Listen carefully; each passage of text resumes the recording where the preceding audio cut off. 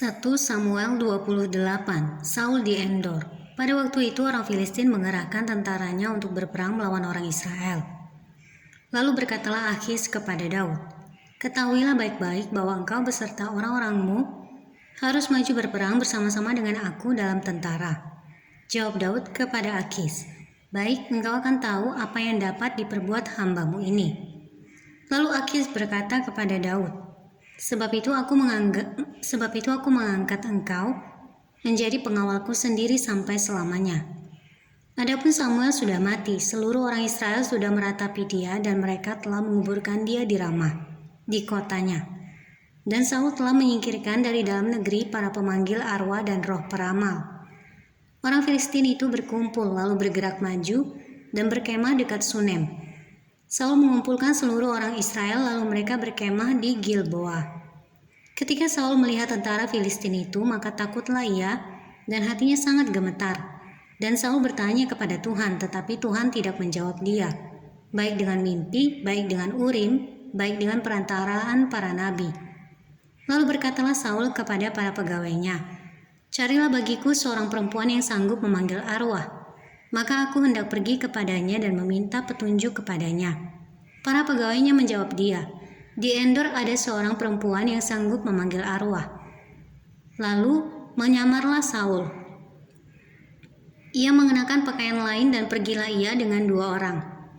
Ketika mereka pada waktu malam sampai kepada perempuan itu, berkatalah Saul, "Cobalah engkau menenung bagiku dengan perantaraan arwah dan panggillah supaya muncul kepadaku orang yang akan kusebut kepadamu."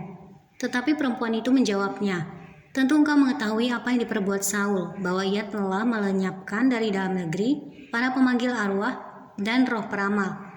Mengapa engkau memasang jerat terhadap nyawaku untuk membunuh aku?" Lalu bersumpahlah Saul kepadanya demi Tuhan, katanya, "Demi Tuhan yang hidup, tidak akan ada kesalahan tertimpa kepadamu karena perkara ini." Sesudah itu bertanyalah perempuan itu, "Siapakah yang harus kupanggil supaya muncul kepadamu?" Jawabnya, "Panggillah Samuel supaya muncul kepadaku." Ketika perempuan itu melihat Samuel, berteriaklah ia dengan suara nyaring. Lalu perempuan itu berkata kepada Saul demikian, "Mengapa engkau menipu aku? Engkau sendirilah Saul." Maka berbicaralah raja kepadanya, "Janganlah takut, tetapi apakah yang kau lihat?" Perempuan itu menjawab Saul, "Aku melihat sesuatu yang ilahi muncul dari dalam bumi." Kemudian bertanyalah ia kepada perempuan itu, "Bagaimana rupanya?" Jawabnya, "Ada seorang tua muncul berselubungkan jubah." Maka tahulah Saul bahwa itulah Samuel. Lalu berlututlah ia dengan mukanya sampai ke tanah dan sujud menyembah. Sesudah itu berbicaralah Samuel kepada Saul, "Mengapa engkau mengganggu aku dengan memanggil aku muncul?" Kata Saul, "Aku sangat dalam keadaan terjepit. Orang Filistin berperang melawan aku dan Allah telah undur daripadaku. Ia tidak menjawab aku lagi, baik dengan perantaraan nabi maupun dengan mimpi. Sebab itu aku memanggil engkau supaya engkau memberitahukan kepadaku apa yang harus kuperbuat." Lalu berbicaralah Samuel, "Mengapa engkau bertanya kepadaku padahal Tuhan telah undur daripadamu dan telah menjadi musuhmu? Tuhan telah melakukan kepadamu seperti yang difirmankannya dengan perantaraanku, yakni Tuhan telah mengoyakkan kerajaan dari tanganmu dan telah memberikannya kepada orang lain, kepada Daud. Karena engkau tidak mendengarkan suara Tuhan dan tidak melaksanakan murkanya yang bernyala-nyala itu atas Amalek. Itulah sebabnya Tuhan melakukan hal itu kepadamu pada hari ini.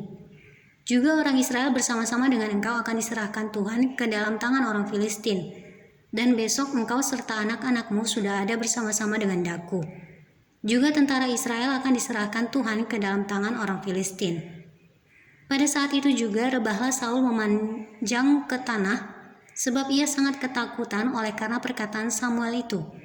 Juga tidak ada lagi kekuatannya, karena sehari semalam itu ia tidak makan apa-apa. Perempuan itu mendekati Saul lalu melihat bahwa Saul sangat terkejut. Kemudian berkatalah perempuan itu kepadanya, "Lihat, budakmu ini telah mendengarkan permintaanmu. Aku telah mempertaruhkan nyawaku dan mendengarkan perkataan yang kau katakan kepadaku. Oleh sebab itu kiranya engkau pun mendengarkan permintaan budakmu ini. Izinkanlah aku menyajikan kepadamu sepotong roti, makanlah, supaya ada kekuatanmu apabila engkau berjalan pula. Tetapi Saul menolak dan berkata, aku tidak mau makan. Tetapi ketika para pegawainya serta perempuan itu juga mendesak, maka didengarkannyalah permintaan mereka. Lalu bangkitlah ia dari tanah dan duduk di balai-balai. Perempuan itu mempunyai seekor anak lembu tambun di rumahnya. Maka segeralah ia menyembelih itu. Ia mengambil tepung, diremasnya dan dibakarnya menjadi roti yang tidak beragi. Dihidangkannyalah semuanya itu di depan Saul dan ke depan para pegawainya. Lalu mereka makan. Kemudian bangkitlah mereka dan pergi pada malam itu juga.